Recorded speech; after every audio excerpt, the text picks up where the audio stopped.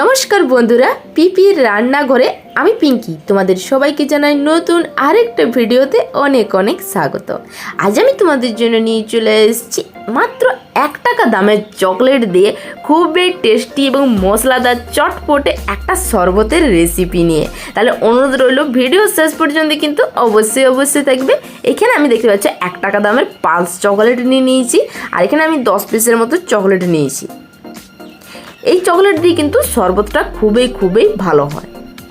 এইবার আমি এখানে একটা মিক্সির জার নিয়েছি, মিক্সির জারে এখন আমি চকলেটগুলোকে ছাড়াই নিচ্ছি। আর আমি এই চকলেটটা বানিয়েছি কারণ এই চকলেটের ভিতরে দেখিয়েছি কিছুটা মশলা থাকে, তার জন্য কিন্তু শরবতের টেস্টটা আরও মশলাদার এবং একটা চটপটে হয়। বাড়িতে অবশ্যই কিন্তু একবার এরকমভাবে কিন্তু বানাবে। এটা বানাতে কিন্তু খুবই সহজ।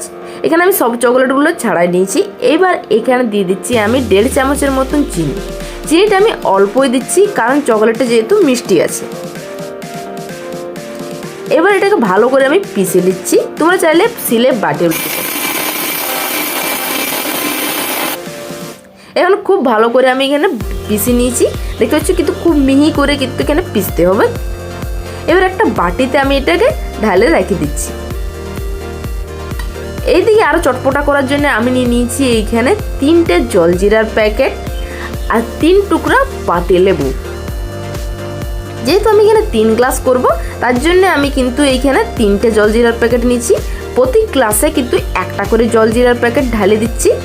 আর এই জলজিরাটা দেওয়ার জন্য কিন্তু আরও বেশি চটপটা হবে, যেহেতু জলজিরায় মশলা থাকে আর থাকে নুনও একটু থাকে, তার জন্য কিন্তু আমি এখানে আলাদা করে কিন্তু কোনো নুন ব্যবহার করছি না।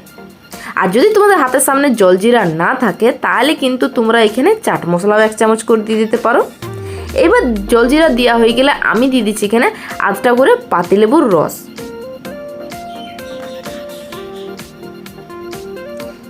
দেখতে পাচ্ছ বানানো কিন্তু কতটা এখানে সহজ, আর এটা খাতেও কিন্তু খুবই টেস্ট। এবার দিয়ে দিচ্ছি আমাদের পেস্ট করে রাখা চকলেটটা। এখানে 1 চামচ আমি পাউডারটা দিয়ে দিচ্ছি। আর এই পাউডারটা তোমরা কিন্তু ফ্রিজে বা যে কোনো এয়ারটাইট কোটাতে অনেক দিন পর্যন্ত এটা সংরক্ষণ করে রাখতে পারো। এবার আমি ঠান্ডা এখানে পানি দিয়ে দিচ্ছি।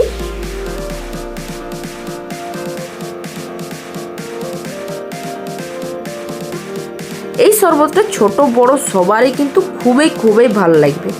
এবার খুব ভালো করে আমি এখানে মিশিয়ে নেব।